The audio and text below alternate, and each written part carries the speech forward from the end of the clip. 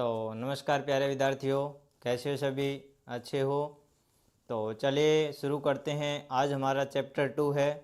तो दूसरे पार्ट के अंदर जो हमने आलोक धनवा का कवि परिचय हमने पढ़ लिया था, और अब इसी का जो ये पार्ट है पतंग, इसके बारे में पढ़ेंगे। देखिए, पतंग कविता के अंदर सबसे पहले इसका परिचय हम पढ़ लेते हैं, उसके बाद में हम स्टेप टू स्टेप इसके जो पद्यांश है, जो काव्यांश है, वो हम पढ़ेंगे। ठीक है, तो चलिए शुरू करते हैं।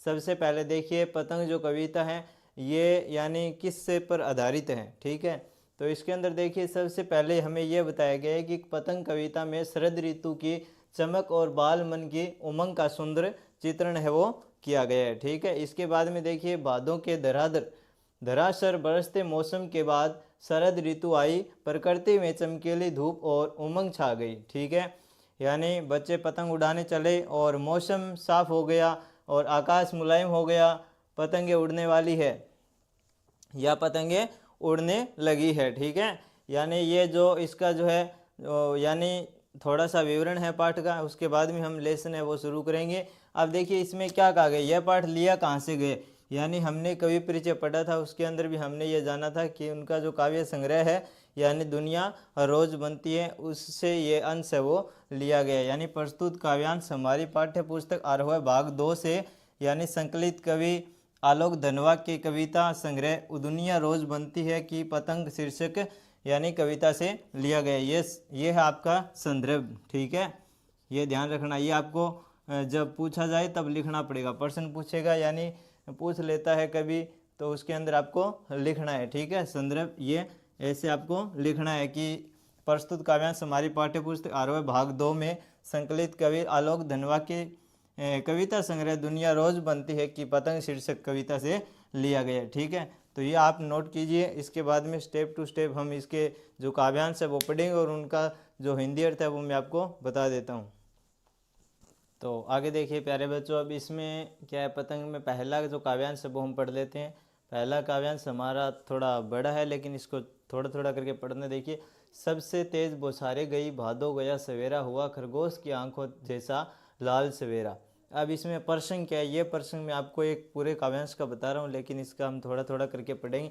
देखिए, इस काव्यांश में कवि वर्षा के बाद की शरदकालीन प्रकृति का वर्णन करते हैं और करते हुए कहते हैं कि पतंग उड़ाने वाले छोटे बच्चों की उमंग, आशा और उनका साहस का वर्णन किया जाता है। ठीक है, यानी जो छोटे बच्चे हैं वो पतंग उड़ा रहे हैं और पतंग उड़ाते हुए समय उनका जो साहस है, वो जो उनके मन में जो खुशियाँ भरी हुई है, उसका वर्णन है वो इस काव्यांश में किया गया। अब देखिए व्याख्या को हम पढ़ लेते हैं। व्याख्या में क्या कहा गया है कि भादों का महीना बीता, इस महीने में, अब कवि आलोक धनवा जी कहते हैं कि भादों का महीना बीता, इस महीने में बहुत तेज बारिश के बाद शरद ऋतु आई। यह ऋतु इतनी उजली थी कि मानो अंधेरे के बाद सवेरा हो गया हो, और शरद का सवेरा खरगोश की आंखों जैसा लाल और बुरा था। ठीक है, यानी कवि जी क्या कहते हैं, यानी कवि आलोक धनवा जी कहते हैं कि एक जो बच्चे होते हैं वो इसमें इस ऋतु के अंदर क्या करते हैं, पतंगे उड़ाते हैं। ठीक है, और वो पूरे दिन पतंगे उड़ाते रहते हैं और उनका जो साहस और उमंग है और जो उनकी आशा है वो क्या है, एक आसमान को छू लेने वाली होती है। ठीक है, तो आप इसको नोट करो, आगे करवा देता हूँ। बच्चों आगे देखिए, दूसरा काव्यांश क्या है, शरद आया पुलों को पार करते हुए, अपनी नई चमकीली साइकिल तेज चलाते हुए, घंटे बजाते हुए, जोर जोर से चमकीले इशारों से बुलाते हुए। ठीक है, यानी इसकी व्याख्या है, यानी इसका सरलार्थ क्या है कि यहाँ शरद ऋतु की तुलना साइकिल चलाने वाले बालक से की गई है। यानी इस काव्यांश के अंदर कवि ने, यानी इस काव्यांश में कवि ने जो शरद ऋतु की तुलना है वो किससे की गई है, यानी साइकिल चलाने वाले एक छोटे से बालक से की गई है। कि कभी शरद की सुबह का मानवीकरण करते हुए, यानी कभी शरद की सुबह का मानवीकरण करते हुए बताता है कि ऐसा जान पड़ता है जैसे, यानी कोई अपनी चमकीली साइकिल को तेजी से चलाते हुए सबका ध्यान आकर्षित करना चाहता हो। ठीक है, यानी अब कवि क्या कहना चाहता है कि शरद ऋतु है, उसकी तुलना है यानी किससे की गई है, साइकिल से की गई है। साइकिल यानी जो चमकीली साइकिल होती है, उसी प्रकार से यानी जो मौसम है वो ऐसा हो गया है, यानी बादल हैं वो इधर उधर से आ रहे हैं और ऐसा लग रहा है कि सबका ध्यान क्या है, अपनी ओर आकर्षित है वो कर रहे हैं। उसके बाद में देखिए, पतंग उड़ाने वाले बच्चों के झुंड को चमकीले इशारों से बुलाते हुए और आकाश को इतना मुलायम बनाते हुए कि पतंग ऊपर उठ सके। अब क्या है कि मौसम है उसको क्या है कि चमकीली साइकिल चलाते हुए एवं उसकी घंटियां बजाते हुए शरद ऋतु की यह सुबह अपनी चमकीले इशारों से बच्चों के झुंड को बुला रही है। और इसने आकाश को इतना मुलायम बना दिया है, अर्थात यानी बारिश के बाद मौसम साफ हो गया है और हवा थोड़ी तेज चलने लगी है ताकि पतंग उड़ सके। ठीक है, यानी सुबह सुबह का जो मौसम होता है वो ऐसा जान पड़ता है जैसे यानी एक चमकीली साइकिल की तरह जान पड़ता है, मानो सबका ध्यान अपनी ओर आकर्षित कर रहा हो और बच्चों का झुंड इधर उधर से आ रहा है और पतंग उड़ाने के लिए सभी इकट्ठे हो रहे हैं। और उसके बाद में देखिए कि हवा भी है, यानी बारिश के बाद का मौसम है वो साफ़ हो गया और हवा भी थोड़ी तेज़ चलने लगी है और सभी बच्चे पतंग उड़ाने के लिए यानी झुंड बनाकर इकट्ठे हो गए और पतंग उड़ाने लगे हैं, यानी उनकी पतंग वो हवा में ऊंचे उड़ने लगी है, आसमान को छूने लगी है और आकाश भी है वो मुलायम हो गया और ऐसा लग रहा है कि पतंग यानी आकाश को छू लेगी। ठीक है, तो आप इसका जो शब्दार्थ है वो नोट करो, आगे करवा देता हूँ। तो आगे देखिए प्यारे बच्चों, आगे काव्यांश हमारा क्या है कि दुनिया की सबसे हल्की और रंगीन चीज़ उड़ सके, दुनिया का सबसे पतला कागज़ उड़ सके, बांस की सबसे पतली कमानी उड़ सके, कि शुरू हो सके सीटियों, किलकारियों और तितलियों की इतनी नाजुक दुनिया। यानी कवि आलोक धनवा जी अब क्या कहते हैं इसके अंदर, कहते हैं देखिए इसकी व्याख्या क्या है कि पतंग दुनिया की सबसे पतली और हल्की और रंगीन चीज़ होती है। ये हम सभी को पता है, हमने भी बचपन में पतंगे उड़ाई है, तो हमें ये पता है कि जो पतंग होती है, ठीक है, यानी जो पतंग होती है इसके अंदर क्या होती है कि पतंग होती है वो दुनिया की सबसे हल्की चीज़ होती है, जमा बिल्कुल नाजुक सी होती है। ठीक है, यानी ज़्यादा हवा से वो क्या हो जाती है, यानी टूट जाती है। तो देखिए पतंग दुनिया की सबसे पतली, हल्की और रंगीन चीज़ होती है, उसमें लगी बांस की कमानें भी बहुत पतली होती है। जब पतले कागज और कमानी से बनी पतंग आकाश में उड़ती है तो बच्चे खुशी के मारे सीटियां बजाने लगते हैं।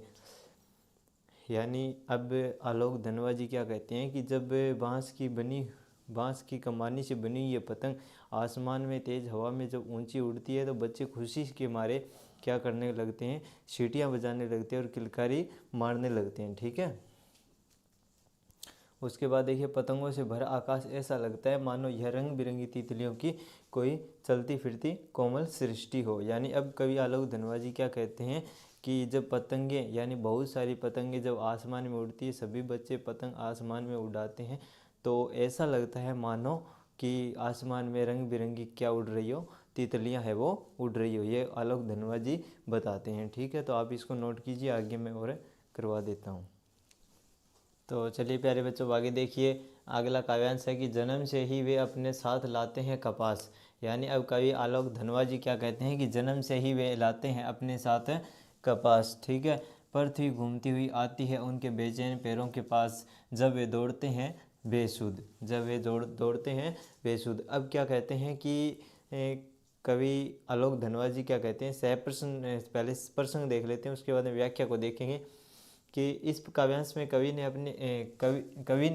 बच्चों के कोमल एवं उल्लासित मन तथा उनके शरीर में व्याप्त ऊर्जा और उत्साह का वर्णन किया है। अब यानी इसमें आलोक धनवा जी ने क्या किया है कि जो बच्चों के अंदर उत्साह होता है, जो उमंग होती है, ठीक है, यानी इस मौसम के अंदर जब बारिश का मौसम होता है, बारिश के होने के बाद में, बारिश से रुकने के बाद में जब हवा चलती है, यानी जब हवा चलने लगती है उस टाइम उनका जो मन करता है पतंग उड़ाने का, उस टाइम जो उनके मन में जो उमंग होती है, उन आशा होती है, साहस होता है, उसको देखकर कवि आलोक धनवा जी क्या कहते हैं कि उनके अंदर क्या एक अलग ही ऊर्जा सी आ जाती है, ऐसे मौसम में एक नई ऊर्जा सी आ जाती है। ठीक है, तो कवि कहता है कि बच्चे तो जन्म से ही अपने साथ कपास जैसी कोमल भावनाएं और लचीला शरीर लेकर आते हैं। यानी अब कवि आलोक धनवा जी क्या कहते हैं, यानी जिस प्रकार से आपने कपास के पौधे को देखा होगा, कपास का पौधा कितना लचीला होता है और उनकी जो रुई होती है वो भी कोमल होती है। यानी अब आलोक धनवा जी ने यानी बच्चों की तुलना वो कपास से की है। ठीक है, यानी उनकी तुलना कपास से की है, जैसे कपास का पौधा लचीला होता है, वो मुड़ा हुआ होता है ऊपर से, यानी मुड़ा हुआ होता है, और उसका मतलब जो पौधा होता है वो बिल्कुल लचीला होता है। उसी प्रकार से जो बच्चा होता है उसका भी जो शरीर होता है वो लचीला होता है, ठीक है। यानी उसके अंदर इतनी फुर्ती होती है लचीले होते हुए भी कि वो अगर गिर भी जाए तो मतलब फटाक से खड़ा हो जाता है, और उसको लगती भी नहीं है, और लग भी जाती है तो वो ज़्यादा उसको समझता नहीं है, ठीक है। तो वैसे ही कवि आलोक धनवाजी कहते हैं, कवि कहते हैं कि बच्चे तो जन्म से ही अपने साथ कपास जैसी कोमल भावनाएं और लचीला शरीर लेकर आते हैं। न केवल उनकी भावनाएं स्वच्छ पवित्र कोमल होती हैं, बल्कि उनकी शारीरिक सक्रियता देखते ही बनती है। अब कवि आलोक धनवाजी क्या कहते हैं कि बच्चे हैं उनके अंदर मान इतनी शरीर के अंदर इतनी एनर्जी होती है, या इतने वो एक्टिव होते हैं कि वो अगर कुछ हो भी जाए तो वो जल्दी से जल्दी ठीक हो जाते हैं, ठीक है। सॉरी। उसके बाद में देखिए उनके बेचैन चंचल पैरों को थमने रुकने की सुध नहीं रहती। यानी बचपन के अंदर जो बच्चे होते हैं नादान होते हैं, छोटे होते हैं, तो वो रुकने का नाम ले ही रहते हैं। यानी कभी उधर कभी इधर पूरे दिन घूमते रहते हैं। और लेकिन जब बारिश के टाइम वो पतंग उड़ाते हैं तो उनको रुकने की सुध नहीं है, खाना खाने की सुध नहीं है। वो क्या है कि मतलब इधर उधर घूम रहे हैं और पूरे दिन घूमते रहते हैं पतंग उड़ाते हुए, ठीक है। यानी उनको रुकने के मतलब रुकने के लिए मतलब बिल्कुल भी उनको ध्यान नहीं रहता है, ठीक है। इधर उधर घूमते रहते हैं अपनी मस्ती में, ठीक है। तो ये आलोक धनवाजी कहते हैं, यानी ये पार्ट बहुत ही इंटरेस्टेड पार्ट है, पतंग कविता है। अगर आप इनको अच्छे से पढ़ोगे तो आपको और अच्छे से समझ में आएगा, ठीक है। अगर फिर भी नहीं आता है तो आप मेरे को बताना। तो आगे देखिए प्यारे बच्चों, अब अगला काव्यांश है कि छतों को भी नरम बनाते हुए। यानी बच्चे क्या है कि छतों को भी नरम बनाते हुए, दिशाओं को मृदंग की तरह बजाते हुए जब वे पेग बढ़ते हुए चले आते हैं डाल की तरह लचीले वेग से अक्सर। यानी अब इसकी व्याख्या क्या है, यानी कवि आलोक धनवाजी क्या कहना चाहते हैं कि वे कठोर छातों पर भी इस तरह दौड़ते हैं कि मानो वे बहुत नरम हो। उनके नरम पैरों से छतें भी क्या हो जाती है, नरम हो जाती है। अब कवि आलोक धनवाजी क्या कहते हैं कि जब बच्चे कठोर छतों पर दौड़ते हैं इधर उधर पतंग उड़ाते हुए, तो उनके नरम पैरों से क्या हो जाती है, छतें भी है वो नरम हो जाती है। बच्चे इतने उत्साहित होते हैं कि वे दिशाओं को भी अपनी बोलियों से मृदंग की भांति झनकृत और कंपयमान कर देते हैं। यानी वो क्या है कि बच्चे जब पतंग उड़ाते हैं तो वो ज़ोर ज़ोर से बोलते हैं, किलकारियाँ मारते हैं। तो क्या कवि आलोक धनवाजी कहते हैं कि बच्चे अपने यानी इन दिशाओं को भी अपनी तरह क्या कर देते हैं, यानी कंपित है वो कर देते हैं, ठीक है। उसके बाद में देखिए खेलते हुए और पतंग उड़ाते हुए बच्चे इधर उधर दौड़ते भागते हैं। उनके शरीर में इतना अधिक लचीलापन होता है कि वे पेड़ की डाली की तरह लगते हैं। अब कवि आलोक धनवाजी क्या कहते हैं कि जब बच्चे यानी इधर उधर हवा की तरह दौड़ते हुए रहते हैं, यानी पतंग उड़ाते कभी इधर कभी उधर हिलोरे लेते रहते हैं, उसी प्रकार लगते हैं जिस प्रकार से एक पेड़ की डाल है वो हवा के अंदर इधर उधर हिलोरे लेती है, उसी प्रकार से नाजुक होते हैं बच्चे जो पतंग उड़ाते समय इधर उधर यानी दौड़ते रहते हैं। जिस प्रकार अब क्या कवि आलोक धनवाजी क्या कहते हैं कि जिस प्रकार पेड़ों की डालियां अपने लचीलेपन के कारण ही हवा से इधर उधर लहराती हैं, ठीक उसी तरह खेल के दौरान बच्चे भी अपने शरीर में लचक रखते हैं। यानी मैंने आपको बताया था ना, यानी जिस प्रकार क्या है कि पेड़ों की डालियां यानी हवा के अंदर इधर उधर लहराती रहती है या लचकती है या नीचे झुक जाती है, ठीक उसी प्रकार से बच्चे भी खेलते दौड़ते भागते हुए क्या है यानी अपने शरीर में इतनी लचक रखते हैं कि कभी गिर भी जाएंगे तो एकदम से खड़े हो जाएंगे, ठीक है। ये आलोक धनवाजी ये हमें समझाने का प्रयास है वो कर रहे हैं, ठीक है। तो अब अगला काव्यांश देखते हैं, इसको आप नोट करते जाइए। आगे देखिए प्यारे बच्चों, अगला काव्यांश है कि छतों के खतरनाक किनारों तक। यानी छतों के खतरनाक किनारों तक उस समय गिरने से बचाता है उन्हें सिर्फ उनके ही रोमांचिक शरीर का संगीत। पतंगों की धड़कती ऊंचाइयां उन्हें थाम लेती है महज एक धागे के सहारे। पतंगों के साथ साथ वे भी उड़ रहे हैं अपने रंध्रों के सहारे। यानी इसकी व्याख्या पढ़ते हैं। देखिए कवि आलोक धनवाजी क्या कहना चाहते हैं कि वे छतों के किनारों पर पतंग उड़ाते हुए भी ऐसी गतिविधियां करते हैं मानो पेड़ की लचीली डाल से लटक कर लचकीली गति से झूल रहे हो। यानी कवि आलोक धनवाजी क्या कहते हैं कि कुछ यानी जो बच्चे होते हैं वो पतंग उड़ाते हुए यानी छतों के किनारों पर इधर से उधर मतलब इधर से उधर चले जाते हैं, उधर से इधर चले आते हैं। यानी कुछ इस प्रकार से लपक लपक कर इधर उधर दौड़ते हुए रहते हैं, जिस प्रकार से एक डाल की यानी लचकनी यानी जो लटकती हुई डाली होती है वो इधर उधर हिलोरे लेती है, उसी प्रकार से घूमते रहते हैं। उसके बाद देखिए, इतना खतरा उठाने पर भी वे बचते हैं, यानी इतना खतरा उठाने पर भी वो क्या हो जाते हैं, बच जाते हैं। इधर उधर छलांग लगाते हैं, फिर भी क्या हो, उनका कुछ नहीं होता है, वो बच भी जाते हैं। लेकिन तो अपने रोमांचित शरीर की मस्त लय के कारण पतंग की ऊपर ऊपर जाते ही धड़कते उन्हें गिरने से रोके रखती है। यानी अब कवि आलोक धनवा जी क्या कहते हैं कि यानी जब पतंग ऊपर उड़ती है तो बच्चों की जो वो हौसला होता है, जो उनकी पतंग ऊपर की ऊपर जाती है तो वो उनको गिरने से बचा लेती है, उन बच्चों को वो गिरने नहीं देती है। ठीक है, ये आलोक धनवा जी कहते हैं। अब इसका अंतिम काव्यांश हम देखेंगे, तो ये पार्ट समझ में तो आ रहा है ना। ठीक है, तो चलिए प्यारे बच्चों, लास्ट अंतिम काव्यांश है वो और पढ़ लेते हैं, फिर हमारा जो पतंग पाठ है वो कंप्लीट हो जाएगा। देखिए इसमें क्या कहते हैं, कवि आलोक धनवा जी कहते हैं कि अगर वे बच्चे कभी गिरते हैं छतों के खतरनाक किनारों से और बच जाते हैं, तब तो और भी निडर होकर सुनहले सूरज के सामने आते हैं। पृथ्वी और भी तेज घूमती हुई आती है उनके बेचैन पैरों के पास। ठीक है, अब आलोक धनवा जी पर्सन की यानी पर्सन के अंदर क्या कहते हैं कि इस काव्यांश में कवि बच्चों की साहसिक, अदम्य और महत्वाकांक्षी मनोवृत्तियों को आलेखित करना चाहते हैं। यानी बच्चों का जो साहस होता है, उनके अंदर एक उत्साह होता है। ठीक है, यानी जो उनके अंदर रोमांच, जो भाव होते हैं, उनको वो उजागर करना चाहते हैं। देखिए किस प्रकार से कहते हैं कि कवि आलोक धनवा जी कहते हैं कि पतंग उड़ाने वाले बच्चे मानो पतंग के साथ साथ खुद भी उड़ रहे हैं। अब कवि आलोक धनवा जी क्या कहते हैं कि बच्चे पतंग उड़ा रहे हैं, तब ऐसा लग रहा है कि पतंग के साथ खुद भी उड़ रहे हैं। यूँ तो वे कभी नहीं गिरते, परंतु यदि कभी कभार वह छतों के खतरनाक किनारों से नीचे गिर भी जाते हैं और बच भी जाते हैं। यानी आलोक धनवा जी क्या कहते हैं, यानी कहते हैं कि बच्चे यूँ तो नहीं गिरते हैं, लेकिन कभी कभार अगर छतों के किनारों से गिर भी जाते हैं और लेकिन उनको लगती भी नहीं है, वो बच भी जाते हैं, तो पहले से भी अधिक निर्भय हो जाते हैं।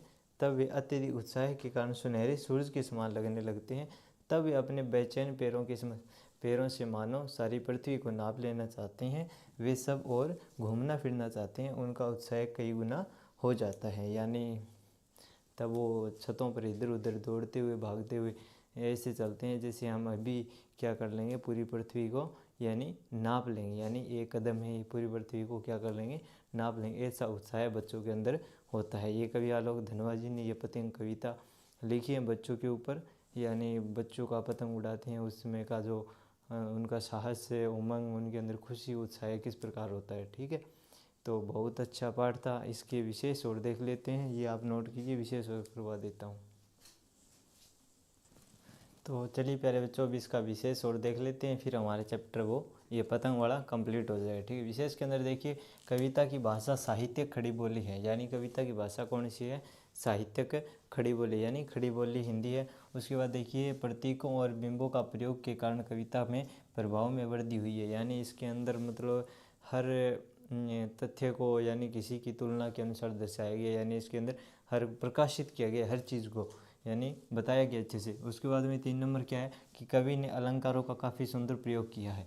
ठीक है, तो सभी बच्चे ध्यान देंगे कि हमारे सामने हमने 2 चैप्टर कर लिए, तो हमारे सामने बार बार नाम आ रहा है अलंकार। क्या नाम आ रहा है, अलंकार।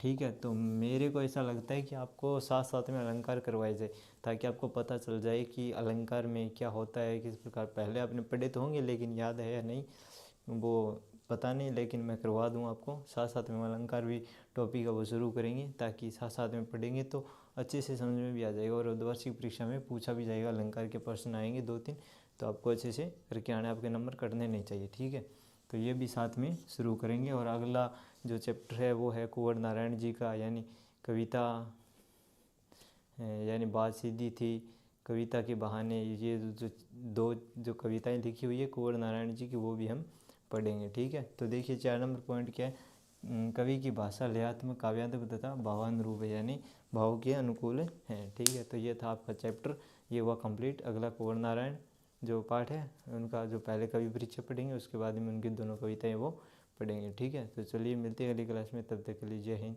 जय भारत।